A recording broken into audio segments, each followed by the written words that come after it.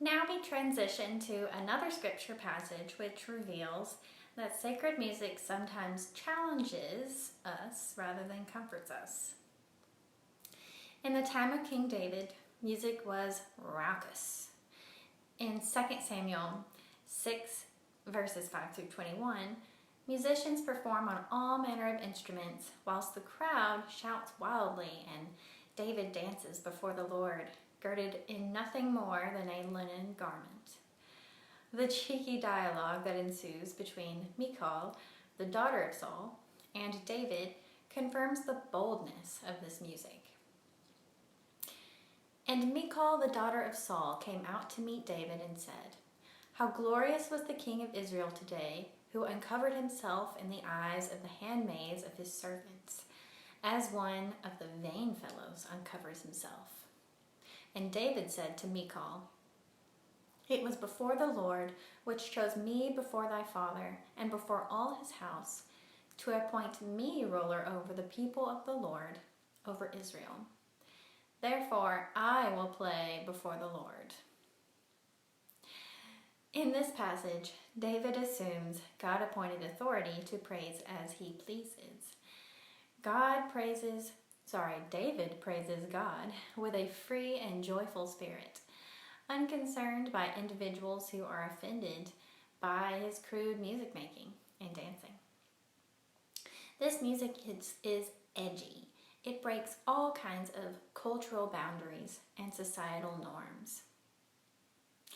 So what does this imply for church musicians today?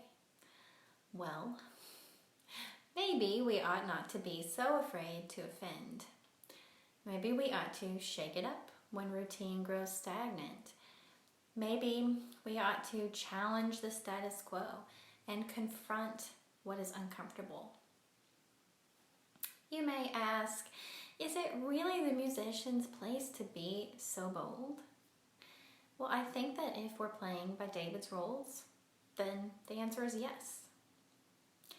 Now, your next question might be, will there be repercussions for this radical music making? And simply put, probably yes.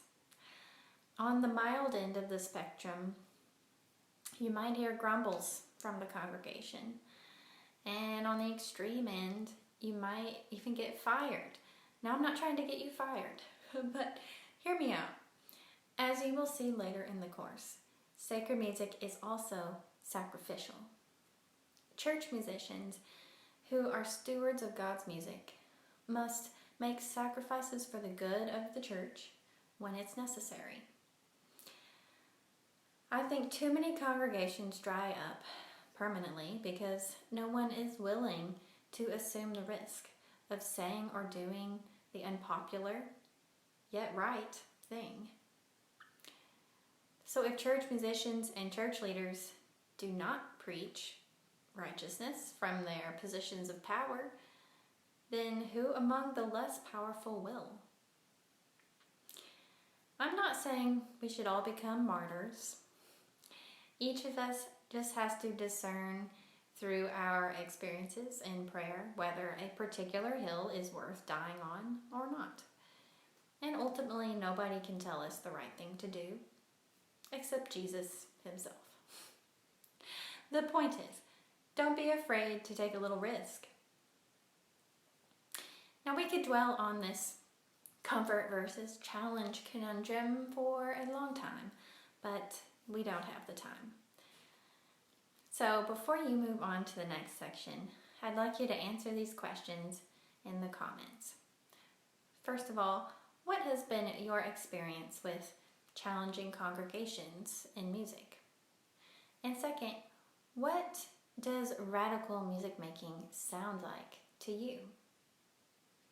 All right, time to click next. Awesome job.